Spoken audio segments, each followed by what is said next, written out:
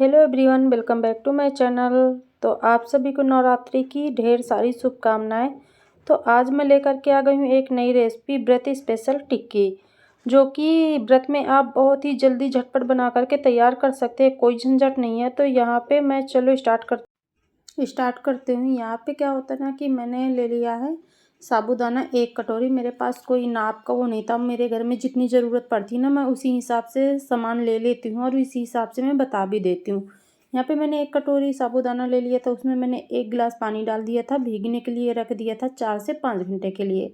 और इसके बाद मैं ना सारा काम करके नहा धो के अच्छे से आ गई थी किचन में। मैंने सुबह ही उठते ना इसको भिगो दिया था और यहाँ पे मैं आ गई थी किचन में, तो मैंने देखा ना एक दाना दबा करके तो अच्छे से जो साबूदाना ना फूल चुका था।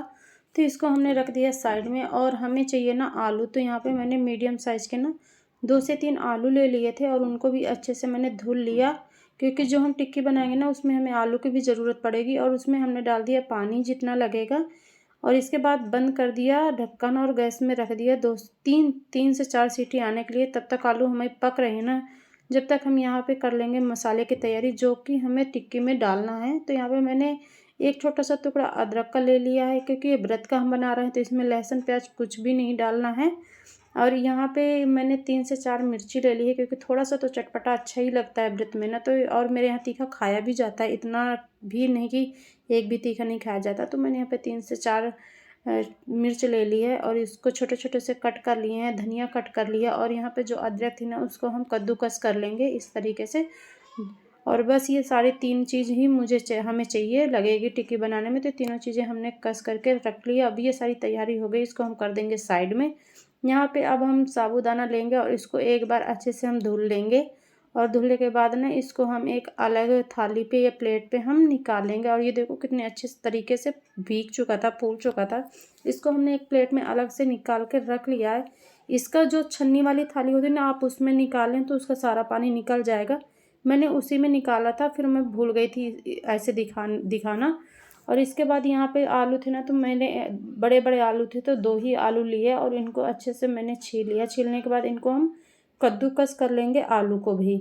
आप कद्दूकस करेंगे ना तो ज़्यादा अच्छे से बन करके जो टिक्की है ना तैयार होती है। और यहाँ पे देखो मैंने 2 आलू कद्दूकस कर लिए, इसको भी हम रख देंगे साइड में।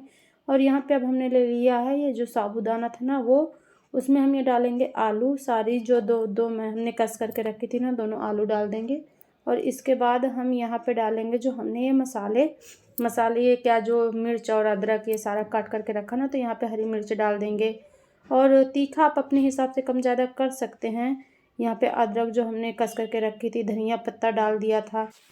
और ये सारी चीज़ें अच्छे से डालने के बाद अब इसमें हम डालेंगे कुछ मसाले। तो यहाँ पे मैंने भुना हुआ जीरा आधा चम्मच और आधा चम्मच मैंने यहाँ पे सौंफ डाली है, सिंपल सौंफ। और सेंधा नमक डाला जो व्रत में खाया जाता है ना, स्वाद अनुसार नमक मैंने डाला है। इन सारी चीज़ों को हमने रख दिया है साइड में। और अब यहाँ पे हम ले लेंगे मूँगफली। तो मूँगफली मुझे ना सारी चीज़ों में बहुत ही अच्छा लगता है, तो मैं हमेशा ना मूँगफली थोड़ी ज़्यादा रखती हूँ, मुझे बहुत ही अच्छा लगता है। तो हमने कोई घी नहीं डाला है, बस कढ़ाई रखी और उसमें हमने मूँगफली डाल दिया। थोड़ा सा हम रोस्ट कर लेंगे कि थोड़ा सा जो मुलायम हो जाते हैं ना वो मुलायम ना हो। और बस ये मूँगफली हम निकालेंगे। 4 से 5 मिनट हमने इनको रोस्ट किया है। इसके बाद हम इसको डाल देंगे जार में और इसका हम एक दरदरा पेस्ट बना करके तैयार करेंगे, बिल्कुल इस तरीके से देखो। और इसके बाद इसमें हम डाल देंगे जो मूँगफली हमने पीस करके रखी है ना, तो वो मैंने थोड़ा सा बचा लिया था, मुझे कुछ ज़्यादा ही लग रहा था। तो मैंने यहाँ पे 3 चम्मच बड़े बड़े डाल दिए थे और ये देखो कितना यम्मी यम्मी दिख रहा है। और इसके बाद हम इस सारी चीज़ों को ना अच्छे से हाथ से कर लेंगे मिक्स। हाथ से ही करना पड़ेगा। तो मैंने अच्छे तरीके से ये सारी चीज़ें मिक्स कर ली हैं। आप तीखा और जो अगर आप व्रत में लाल मिर्च खाते हो तो आप वो भी डाल सकते हैं। मैं तो नहीं खाती हूँ लाल मिर्च, ना मैं डालती हूँ, तो इसलिए मैंने यहाँ पे स्किप किया है। आप डाल सकते हैं अगर आपके यहाँ खाया जाता है। सारी चीज़ें अच्छे से मिक्स करने के बाद मैंने यहाँ पे थोड़ा सा ले लिया था घी। घी को हाथ में लगा लेंगे और इस तरीके से हम टिक्की शेप में बना लेंगे। छोटे बड़े आप अपने हिसाब से कर सकते हैं, मैं इसी तरीके से बना रही हूँ। आप इसका राउंड शेप भी ना करें, आप का जो पसंद शेप हो आप उस तरीके से भी इसको बना सकते हैं, कटलेट की तरह बना सकते हैं। और बस इसी तरीके से करके ना मैंने एक एक करके ढेर सारी बना करके तैयार कर लिया। देखो कितनी झटपट तैयार हो गई थी। ज़्यादा टाइम नहीं लगता है इसको बनाने में, और व्रत में वैसे भी ज़्यादा कुछ किया नहीं जाता। तो इस तरीके से करके आप ये तुरंत बना सकते हैं।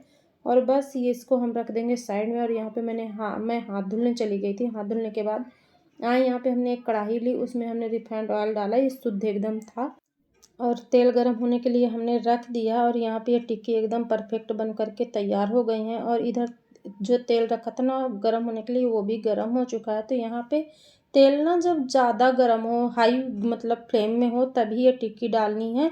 और इसके बाद ना हम फ्लेम मीडियम कर देंगे। डालना हमें हाई में है, फिर जो गैस की फ्लेम है ना हमें मीडियम कर देनी है। और इसको धीमे धीमे ना पकने देना है, टाइम लगता है। आप जितनी धीमे करके पकाएंगे ना उतनी देर तो लगेगा ना, लेकिन ये बिल्कुल करारी करारी बन करके तैयार होंगी। और ये काफ़ी देर तक ना एकदम करारी टिक्की बनी रहती हैं। और इसके बाद ना 5 से 7 मिनट एक तरफ पड़ा था, फिर इसके बाद हम इसको अलट पलट के बढ़िया इसको गोल्डन ब्राउन कलर का हम फ्राई कर लेंगे दोनों तरफ से। और इसी तरीके से ना मैंने अच्छे से इनको फ्राई कर लिया। और ये देखो हमारी जो टिक्की है ना एकदम फ्राई होकर के बन करके पक करके तैयार हो गई हैं। और इनको हम निकाल लेंगे। और ये देखो कितने अच्छे तरीके से फ्राई हो चुकी हैं, बिल्कुल गोल्डन कलर की। तो अब इसी तरीके से ना मैंने दूसरा बैच डाल दिया, और इनको भी 5 से 7 मिनट के लिए मैंने छोड़ दिया। और गैस की फ्लेम एकदम धीमी रखनी है। आप चाहे तो थोड़ा तेज़ कर सकते हैं, लेकिन आप जितना धीमे में इसको पकाएंगे ना, जैसे आलू टिक्की हम धीमे फ्लेम में पकाते तो बड़ी करारी करारी बन करके तैयार होती, सेम उसी तरीके से ना मैंने इनको एकदम धीमे फ्लेम में पकाया। और ये देखो कितने अच्छे तरीके से पक करके तैयार हो गई, बिल्कुल गोल्डन कलर की। और सच में ये टिक्की बहुत ही खाने में स्वादिष्ट बनी थी। और ये व्रत के लिए एकदम परफेक्ट डिश है। और बस इसी तरीके से करके मेरे और जो एक बार के लिए बचे थे वो भी मैंने इसी तरीके से डाल दिया, उनको भी हम निकाल लेंगे। और ये मेरा बन करके रेडी हो गया, और ढेर सारी मैंने बना करके तैयार की थी। और मेरे घर वाले तो खा करके मज़ा ही आ गया सच में। और बस अब इसको हम ना एक इतनी करारी बनी थी ना, और ये कम से कम आधा घंटा रखी थी ना, आधा घंटा रखने के बाद भी ये बिल्कुल उसी तरीके से सॉफ्ट नहीं हुई थी, मस्त करारी करारी टिक्की बन करके तैयार हुई थी। तो यहाँ पे हम कर लेंगे प्लेटिंग, और इसको हम रख देंगे। और मैंने चटनी बनाई थी, चटनी में कुछ नहीं, बस टमाटर और हरी धनिया और हरा मिर्च और अदरक डाल के मैंने पीस लिया था, कोई नींबू नहीं, और सेंधा नमक डाल दिया था। सेंधा नमक तो हर किसी के यहाँ व्रत में खाया जाता, तो मैंने वो डाल दिया था और कुछ नहीं। और ये चटनी बन करके रेडी हो गई थी। तो चटनी मेरी ना सुबह की बनी हुई थी, तो मैंने फिर शाम के नहीं बनाया था, तो इसलिए वो क्लिप ऐड नहीं हुई है। और यहाँ पे ये देखो बन करके प्लेट लग करके तैयार हो गया। और यहाँ पे मैंने रख दी है चटनी। और बस ये सच में आप व्रत में नवरात्र में इस तरीके से एक बार बना करके ज़रूर ट्राई करें। एक बार इस तरीके से बना करके ज़रूर देखें। और अगर आपको मेरी रेसिपी अच्छी लगे तो please like, subscribe, share, comment करना बिल्कुल भी ना भूलें।